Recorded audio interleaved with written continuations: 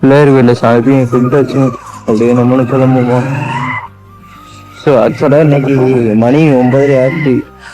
முடியல, நைட்டு வேலைக்கு போயிட்டு வந்தேன்னா சுத்தமாக முடியல, எந்திரிக்க முடியல. ஸோ அது எடுத்து 9 o'clock தான் சரியாச்சு. அதோட குளிச்சுட்டு சாப்பாடு எதுவுமே ஆக்கலைங்க. போகிற கடையில் ஏதாச்சும் வாங்கிட்டு அப்படியே போவோம். இன்ஃபார்ம் பண்ணிட்டேன் 10:30 வந்துடுவேன்னு. ஸோ போவோம். என்னன்னு தெரியல, சம்டைம்ஸ்லாம் இதெல்லாம் ரொம்ப மைண்டு டிப்ரெஸ் ஆகி ரொம்ப டயர்டாகிடுச்சு பாடி. ஏன்னா எனக்கு எப்படி சொல்ல, அது ஏன்டா நம்ம நினைக்க கூடாதுன்னு நினைக்கிறோம்.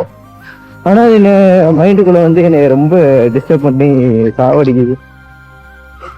பரவாயில்ல, மூவ் பண்ணி தான் ஆகணும். பட் பார்த்துக்கலாம் எது வந்தாலும். சரிங்க, அப்படியே நானும் ஹாஸ்பிட்டல் போவேன்.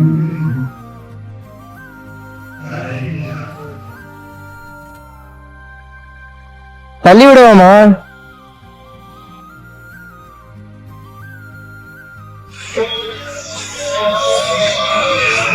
அது மேட்ல தள்ளி விடவா? வண்டியிலேயே தள்ளவா?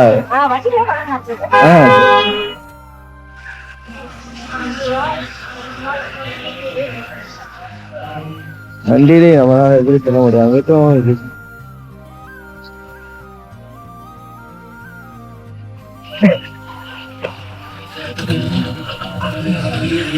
நான் எப்பயுமே இங்க வந்தா தள்ளிட்டு போவாங்க.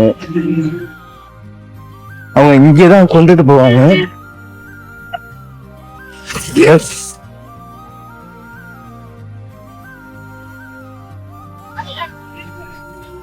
என்னவா?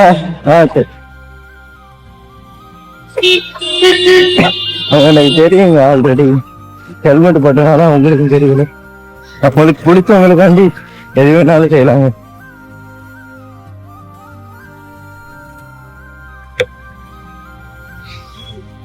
சரி, நானும் கிளம்புறேன். Already late.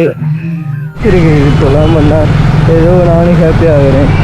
எவனையுமே நம்ப முடியலங்க, அதான் உண்மை. எங்கிட்டு போனால் கள்ளக்குட்டி அடிக்கிறாங்க. சரிங்க, ஓகே, பாய்.